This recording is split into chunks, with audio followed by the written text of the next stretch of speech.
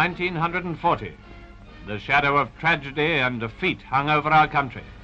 France had collapsed, and the BEF, fighting the greatest rearguard action ever known, reached the fire-swept beaches of Dunkirk.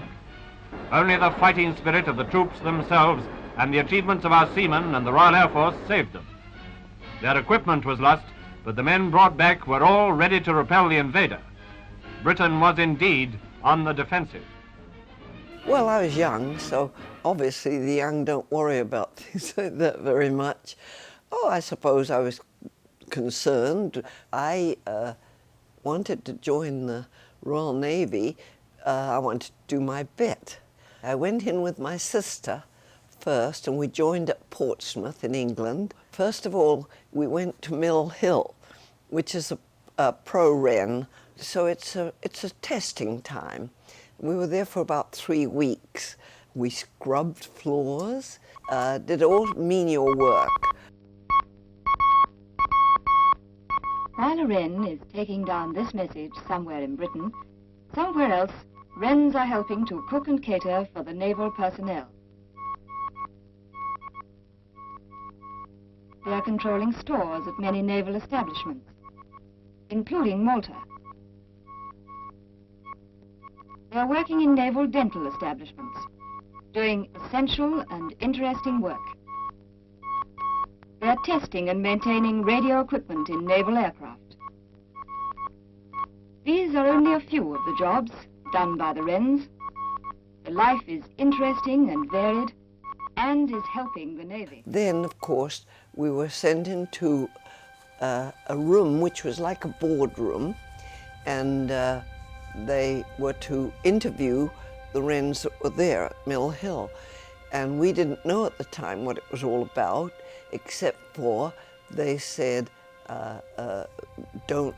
when you've been in the room, you're not to say anything. We went in, we were interviewed by psychologists, if you would put it that way, to find out if we were going to be suitable for what they wanted us to do. We were wakened up about 3 a.m. in the morning, and were taken by paddy wagon, you know, like a police thing without windows or anything.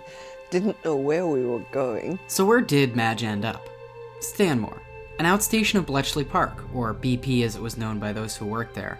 Run by the Secret Intelligence Service, now known as MI6, BP and its outstations were the hub from which the British sought to break the secret German encryption known as the Enigma code.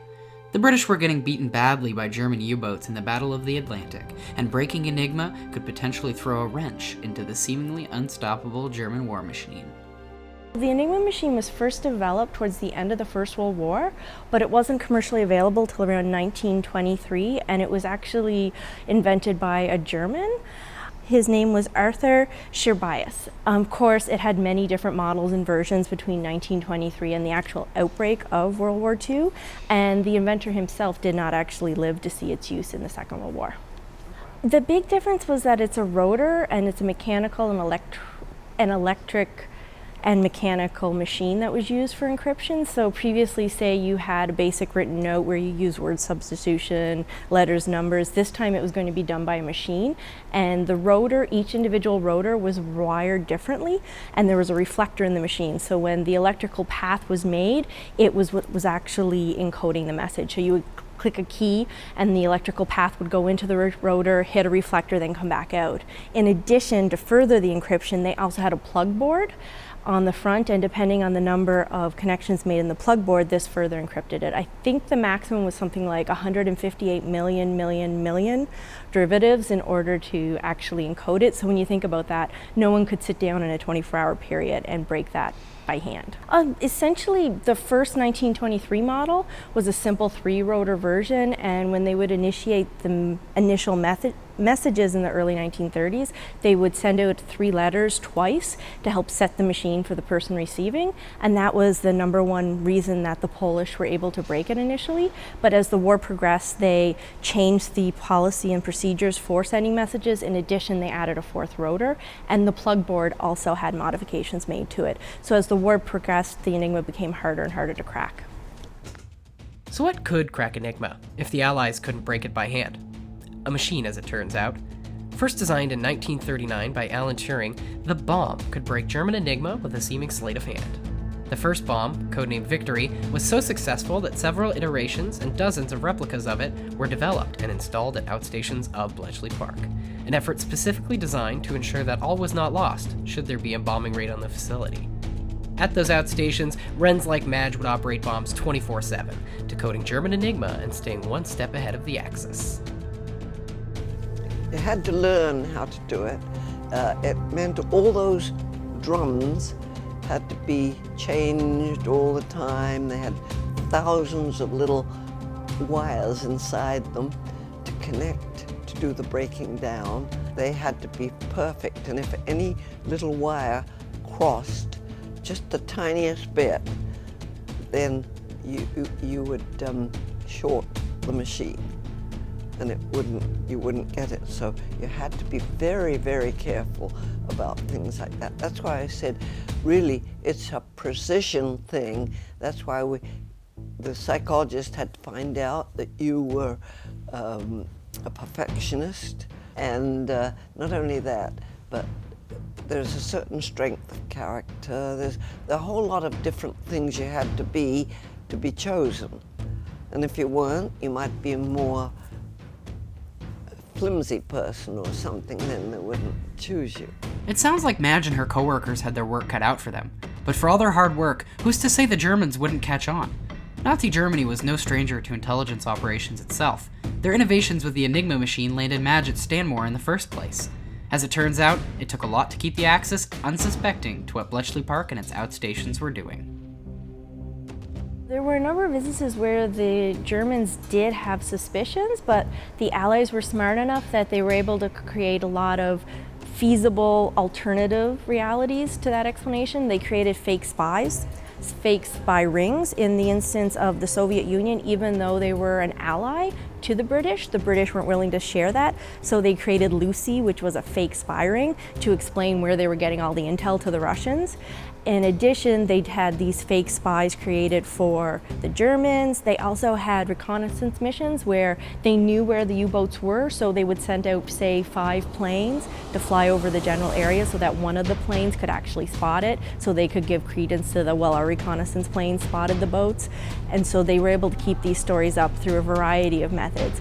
Keeping the secret that the code was broken was actually one of the most important parts of this entire thing, because the minute the Germans found out it was broken, they would have just used another method, and in order to keep eavesdropping, we needed to make sure they didn't know. We would not have done as well in the Battle of the Atlantic.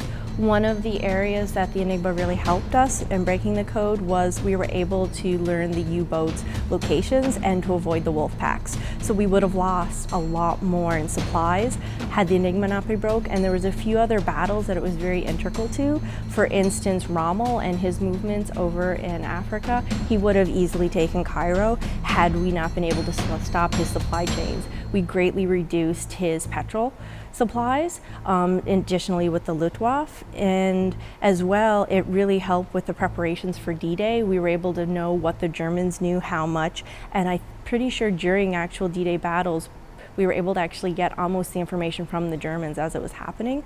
So it was very integral, probably from say 1942 to the end of the war, to giving the Allies the edge. My mother asked the question, and I said, "Mommy, I can't talk about it." That was the end of that. Never asked me again, nor my father. They knew if you couldn't talk about something, you didn't do it, because you're in the services, and the English services were very strict. You can talk a lot, but say nothing, you know?